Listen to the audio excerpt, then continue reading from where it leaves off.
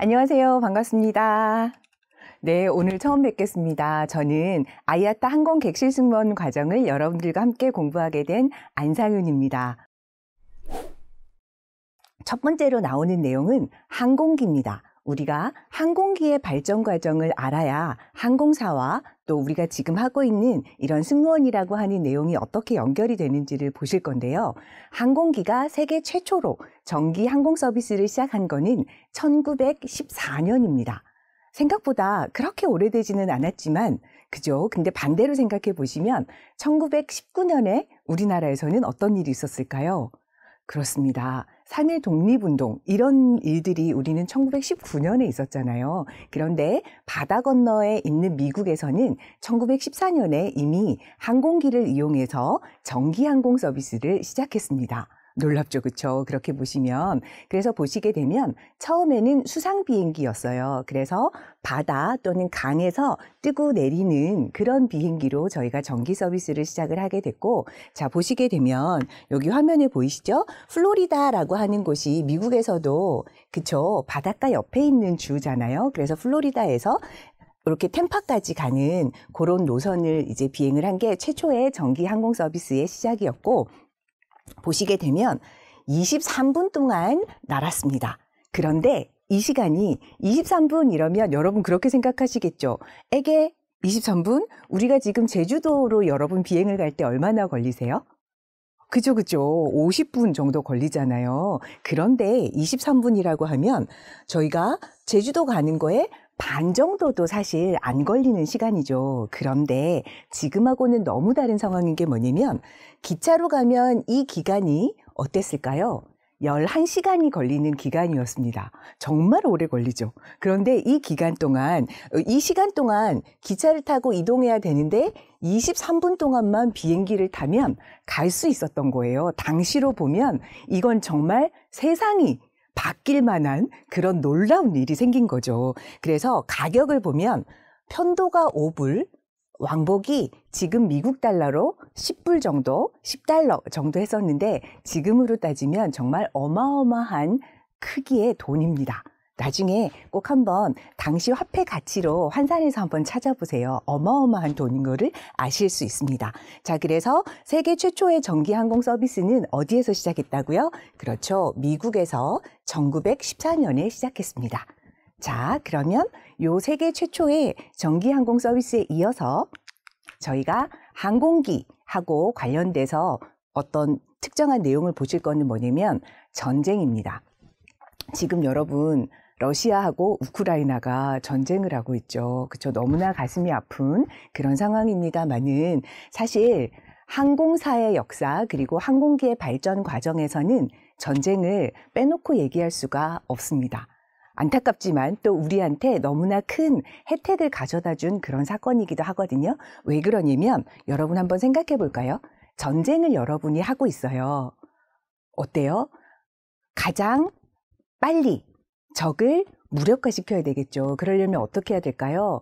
빠른 시간에 많은 것들을 가지고 가서 뭔가 나쁜 그쵸? 우리가 원하는 뭔가를 해야 되는데 세상에 그거가 딱 너무 잘 맞는 게 뭐냐면 항공기인 거예요. 그쵸? 우리가 우편을 지금 배로 보내면 여러분 어때요? 미국에 가는데 막 우편이 15일씩 걸리잖아요. 비행기로 보내면 어때요? 10시간이면 가죠. 그래서 전쟁이 났을 때 어떤 일이 생겼냐면요. 전쟁에서 이기기 위해서 강력한 항공기 엔진 개발을 하기 시작합니다. 평상시에도 엔진 개발하죠. 그리고 평상시에도 돈과 시간을 써서 더 좋은 항공기를 만들려고 노력을 많이 합니다. 그런데 전쟁은 어때요? 살아남아야 되니까 모든 거를 짧은 시간에 확 쏟아붓는 그런 집중력이 있는 거죠. 그러다 보니까 우리가 기존에 알고 있던 비행기보다 속도가 2배 이상 빠른 항공기를 가진 엔진을 가진 비행기를 개발하게 됐고요. 그리고 어떻게 됐을까요? 많은 물건들을, 많은 폭탄을 한 번에 실어야 되니까 대형 항공기를 제조하기 시작합니다. 그런데 이렇게 전쟁 중에 항공기가 개발이 돼서 전쟁에 사용이 됐어요. 그러고 났더니 전쟁이 언젠가 끝나겠죠. 그래서 제1차 세계대전이 끝나고 났더니 크게 만든 군용 항공기가 너무나 많이 남아 있는 겁니다. 그래서 어떻게 하기로 했냐면요. 이 군용 항공기를 민간으로 돌려서 우리가 지금 하고 있는 것처럼 여객, 사람, 그리고 화물, 짐을 이 군용 항공기에 실어서 나르기 시작한 거죠. 그래서 전쟁 후에 군용기를 민간 항공기로 개조하게 됩니다. 주로 어떤 나라들이 많이 했겠어요? 그렇죠. 큰 항공기를 전쟁 중에 많이 만들었던 나라들이 그렇게 하겠죠. 대표적인 국가가 독일, 프랑스, 영국처럼 지금 우리가 알고 있는 유럽에 있는 선진국들, 제1차 세계대전에 직접적으로 참전했던 국가들에서 이런 항공기를 폭탄 투하를 했던 항공기에 의자를 앉히고, 그렇죠, 구조를 변경해서 사람과 짐이 탈 수 있는 그런 큰 대형 엔진을 가진 항공기로 개조를 해서 사용을 하게 됩니다. 그래서 1920년대에는 이런 항공기를 가지고 어떻게 하게 됐냐면요. 전기 항공 운송 서비스를 시작을 하게 됐는데, 놀라운 게 여기에 보시면 아프리카도 포함이 되어 있습니다. 아프리카와 호주, 그리고 일본, 멕시코 등 여러 나라들, 남미에 있는 여러 나라들도 사실 그때만 하더라도 우리가 지금 생각하는 것보다 국력이나 아니면은 어떤 그 국가적인 이런 위상이나 이런 것들이 좀 달랐겠죠. 그러다 보니까 이런 1920년대에는 전쟁이 끝나자마자 유럽의 선진국들은 물론이고 남미에 있는 이런 다양한 나라들까지도 그런 군용 항공기를 우리 민간 항공기로 개조를 해서 많은 사람을 동시에 많이 이렇게 수송하고 이동시키는데 사용을 하게 됐습니다. 그래서 전쟁이라고 하는 사건 자체는 우리 인류에게 너무나 슬프고 힘든 사건이지만, 그런데 참 항공산업에 몸을 담고 있는 우리는, 그리고 우리 항공산업에 몸을 담으려고 하는 여러분들에게는 우리가 되게 중요한 사건 중에 하나거든요. 그래서 전쟁, 1차 세계대전 이후에 어떤 일들이 있었는지를 잘 기억해 놓으시면 항공사, 그리고 항공기의 역사에서 중요한 거를 여러분이 기억하게 되시는 겁니다. 자, 우리 1차 세계대전 관련한 내용은 다 이해되시죠? 네, 그러면 다음으로 넘어갈게요. 자, 우리 다음은 항공 우편과 관련된 내용이 나옵니다. 그래서 보시게 되면 우편은 너무나 당연히 우편물을 운반하는 건데요. 1918년에 세계 최초로 전기 항공 운송 우편 서비스가 시작이 됐고, 이것도 역시 처음에는 미국에서 가장 처음으로 시작이 됐습니다. 그래서 요 우편 같은 경우에는 크게 의미가 있는 거는 뭐냐면, 나중에 여객 노선을 개발하는데 기본적인 어떤 정보와 자료를 많이 제공을 하게 됐다라고 하는 게 가장 큰 포인트라고 보시면 되겠습니다. 자, 넘어가도 되죠. 왜냐하면 요즘은 여러분 우편 이렇게 잘 안 넘기시잖아요. 어떻게 하세요? 그렇죠. 그래서 우리가 역사는 알고 있어야 되지만 이런 우편 서비스가 앞으로 예전처럼 막 발전하거나 또 그러지는 않을 것 같아요. 그렇죠? 항공기와 관련된 내용 외에 추가로 항공산업 전체에 대해서 조금 살펴볼 건데요. 이런 항공기와 관련돼서 항공산업을 하는 요 전체 산업에 종사하고 있는 사람들의 최근에 가장 큰 관심사는 뭐냐면 높은 연료 효율이에요. 즉, 작은 연료로 얼마만큼 길게 많이 비행을 할 수 있느냐이고, 환경 문제가 너무 심각해지다 보니까 그렇게 계속해서 휘발유를, 우리가 항공유를 지금 소모를 하면서, 엔진이 소모를 하면서 비행을 하고 있는데, 이때 탄소 배출량을 얼마나 줄일 수 있느냐, 그리고 그렇게 하면서 소음도 같이 줄일 거냐, 그리고 결국은 너무나 비싼 항공유를 계속 쓸 거냐, 아니면은 다른 친환경 아니면 환경을 덜 해치고 효율을 더 높일 수 있는 대체 연료를 어떻게 개발을 할 것인가 라고 하는 이런 큰 부분들이 최근 항공산업에서 일어나고 있는 가장 큰 관심사다라고 보시면 되겠습니다. 그래서 여기에 있는 그래프를 보시게 되면 CO2, 그래서 저희가 CO2 배출량을 볼 수 있습니다. 참고로 보시면 좋을 것 같고요. 무게를 감소화하는 것도 너무 중요한 포인트 중에 하나죠. 왜냐면은 무거우면 그만큼 기름을 많이 쓰고 그만큼 멀리 한 번에 날아가기가 힘드니까요. 그래서 요거는 시험에 조금 잘 나오는 문제더라고요. 그래서 보시면 식음료 카트, 요런 카트를 저희가 소재를 바꿔서 30% 정도 가볍게 만들고요. 그리고 전통적인 식음료, 예를 들면 뭐 콜라, 사이다 이런 것들을 조금 다른 것들로 대체를 해본다든지 아니면은 잘 쓰지 않는 장비들이 있습니다. 갤리에 보시면 아니면 객실에도 그런 잘 쓰지 않는 장비를 일시적으로 제거를 했다가 필요할 때 다시 세팅을 해서 비행을 간다든지 하는 이런 여러 가지 노력으로 무게를 감소하려고 지금 진행을 하고 있습니다. 자, 이제는 조금 빠르게 저희가 항공 규제 조직, 이렇게 항공사 그리고 항공산업을 하려면 관련이 있는 조직들이 있거든요. 그래서 크게 아이카오가 가장 먼저 나오고 있는데 이 아이카오라고 하는 곳은 유엔에 속해 있는 산하기관입니다. 그래서 유엔 산하기관이다 보니까 전문적인 항공하고 관련된 일을 하고 있는데 1944년에 설립이 됐고요. 이 아이카오에서 하는 가장 중요한 일은 뭐냐면 전 세계 민간 항공기의 안전과 질서를 유지하는 일을 하고 있습니다. 그래서 안전을 유지하기 위해서 어떤 일을 할까요? 그렇죠. 항공 안전, 보안 이런 것들에 대한 뭐를 한다고요? 표준과 규정을 설정합니다. 이 단어 정말 중요합니다. 아이카오는 만드는 거예요. 규정을 만들어요. 어떤 조직이에요?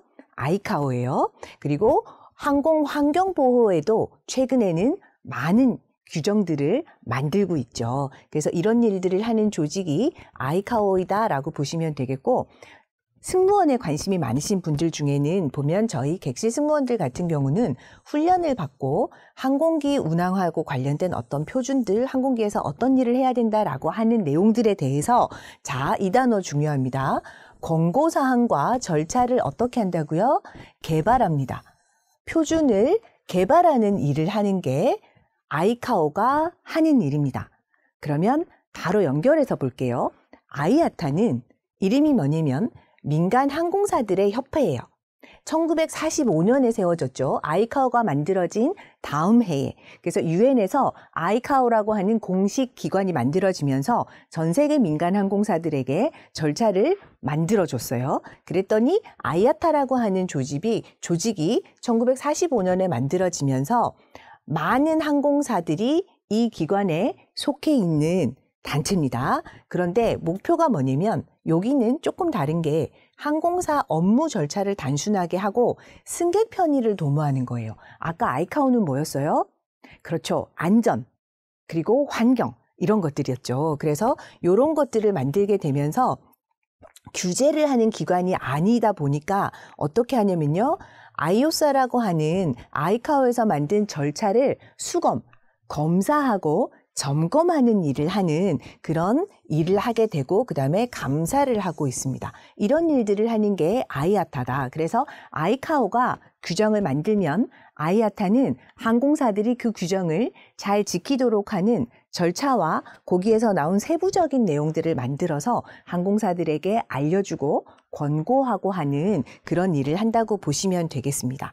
그래서 이런 일을 하는 단체가 바로 아이아타다라고 보시면 되겠고 저희가 지금 공부를 하고 있는 그렇죠. 이 과정도 전부 다 아이아타에 있는 규정들, 절차들을 가지고 공부를 하고 있는 내용입니다. 그래서 저희가 알고 넘어가면 되게 좋은 기관이겠죠.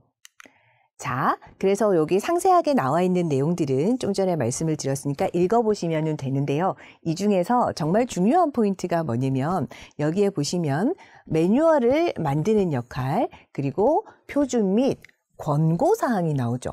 아까 아이카오는 뭐를 했어요? 제정했죠. 만들었습니다. 그러면 아이아타가 뭘 해요? 세부적으로 매뉴얼을 만들어서 지키셔야 돼요. 이렇게 권고하는 역할을 하는 게 아이아타가 하는 중요한 역할이라고 보시면 되겠습니다. 그리고 또 여기에 중요한 포인트 중에 하나가 뭐냐면 캐빈 세이프티 태스크 포스를 관리하고 운영하는 것도 아이아타에서 하는 일입니다. 왜냐하면 태스크 포스라고 하는 것 자체가 어떤 특정한 이슈가 있었을 때 만들어져서 그 특정한 일을 잘 관리하고 실제로 운영하는 일을 하는 거잖아요. 그래서 규정을 만드는 조직이 아니라 규정을 권고하고 매뉴얼을 만드는 아이아타에서 STF를 관리한다라고 하는 포인트를 잘 기억하시면 좋겠습니다. 자, 그러면 아이카오하고 아이아타 차이점 이해하셨죠? 넘어가 보도록 하겠습니다. 다음에 나오는 조직은 국가항공국입니다. 국가마다 이름이 달라요. 우리나라에서는 어느 조직이 국가항공국일까요? 그렇죠. 지금은 국토교통부. 그래서 항공기가 뜨고 내리고 손님들이 어떤 문제가 있고 했었을 때 그 항공사를 규제하는 조직이 우리나라에서는 국토교통부가 되겠죠. 그래서 국가마다 이름은 다르고 그 해당 국가의 항공사가 따라야 되는 표준 및 어떤 규정들을 채택하고 개발하는 거는 어디서 한다고요? 국가항공국에서 합니다. 자, 그리고 여기에 포인트 중에 하나가 뭐냐면 우리나라에 있는 우리나라 항공사 외에도 우리나라를 비행하는 외국 항공사들이 있겠죠. 그 외국 항공사들을 규제하는 곳도 바로 이 국가항공국입니다. 그래서 우리나라로 비행을 하러 들어올 거예요. 그러면 우리나라에서 정한 규칙을 따르세요 라고 이야기하는 거가 바로 국가항공국에서 하는 일 중에 하나다라고 보시면 되겠고요. 중요한 포인트 중에 하나, 오퍼레이션 매뉴얼이라고 하는 운항 승무원들과 객실 승무원들이 가지고 다니면서 꼭 지켜야 되는 매뉴얼이 있습니다. 지켜야 되는 거, 이거를 오퍼레이션 매뉴얼, 그래서 OM이라고도 얘기를 하는데 운영 매뉴얼을 만드는 곳도 국가항공국입니다. 그리고 운항 증명을 승인해 주는 것이죠. 우리나라에서 어떤 회사가 항공사를 만들어서 비행을 하겠다라고 이야기를 하면 국토교통부에서 운항해도 됩니다라고 하는 운항 증명을 승인을 해줘야 되거든요. 운항 증명을 못 받으면 아무리 모든 거가 다 준비가 돼도 비행을 할 수가 없어요. 그런 것들을 해주는 단체가 바로 국가항공국이다라고 보시면 되겠습니다. 지금 여기에 나와 있는 국토교통부가 되겠죠. 그렇죠? 자, 국가항공국 이해하셨죠? 자, 그러면 이제 유럽항공안정청이라고 하는 거를 보실 건데요. 국가항공국하고 같은 역할을 합니다. 그런데 왜 이렇게 특별하게 따로 나와 있냐고요? 왜냐면 유럽은 한 국가만 어떤 특정한 규정을 가지고 있는 게 아니라 지금 거의 공동체를 형성하고 있죠. 우리가 그걸 뭐라고 불러요? 그렇죠. EU라고 부르죠. 유럽연합. 그래서 이 EASA라고 하는 유럽항공안정청 같은 경우는 유럽연합, EU에서 운영을 하고 있는 국가항공국하고 같은 역할을 한다라고 보시면 되겠습니다. 바로 이해되시죠? 그래서 한 국가가 아니라 여러 유럽 국가들의 어떤 공통적인 관심사와 그런 것들을 모아서 이런 유럽항공안정청이라고 하는 것을 만들어서 운영을 하고 있다라고 보시면 되겠습니다. 그래서 해당 국가 간에 어떤 동일한 수준의 승객의 안전을 확보하는 것을 가장 큰 목표로 하고 운영을 지금 하고 있죠. 자, 그러면 이제 마지막 단체가 나왔죠. 이 국가안보국이라고 하는 조직이 우리 항공규제 조직 중에서 마지막으로 여러분이 살펴보실 내용인데요. 자, 국가안보라고 하는 거는 뭐냐면 최근 들어서 정말 많은 이슈가 되고 있죠. 우리가 보안이라고 하는 거, 안전하고는 별개로 보안이라고 하는 부분에 대한 절차와 정책을 규정하고 개정하는 이런 모든 것들을 하는 조직이 국가안보국입니다. 그래서 요 국가안보국에서 하는 또 중요한 일이 뭐냐면 항공하고 공항에 대한 어떤 불법적인 방해나 차단, 우리가 테러라고도 이야기를 많이 하잖아요. 그런 것들을 직접적으로 관리하고 규정을 만들고 하는 일들을 국가안보국에서 하고 있다라고 보시면 되겠고요. 국가안보국 또한 그 국가들별로 기준이나 이름들이 조금씩 다릅니다. 그리고 여기에 보시면 우리나라뿐만이 아니라 자국뿐만이 아니라 해당 국가를 왔다 갔다 하는 모든 항공사들에게 동일하게 이런 안보에 대한 기준을 적용하는 것이다 라고 보시면 되겠습니다. 요 면세품 판매 시 요거는 또 뭐냐면 우리가 그 요즘 액체를 실어 나르는 거 할 때 왜 그런 거 있죠. 액체 100ml 이상 가지고 가면 되고 안 되고 할 때 그런 규정들도 국가안보국에서 만들고 있기 때문에 국가안보국에서 하는 일이 우리랑 멀리 떨어져 있는 게 아니고 사실은 항공기를 이용하려고 하는 여러분들과 정말 가깝게 밀접하게 연결이 돼 있다라고 하는 부분을 참고로 보시면 되겠습니다. 자, 요 밑에 있는 거는 우리가 영화에서 많이 보는 미국 국가안보국의 표식이죠. 자, 그래서 저희가 오늘은 항공사에 대한 부분들을 보면서 항공사의 어떤 항공기의 발전 과정 그리고 항공사의 발전 과정을 좀 살펴봤었고요. 그런 항공사들에게 영향을 미치는 규제 조직들에 대해서 간단하게 살펴봤습니다.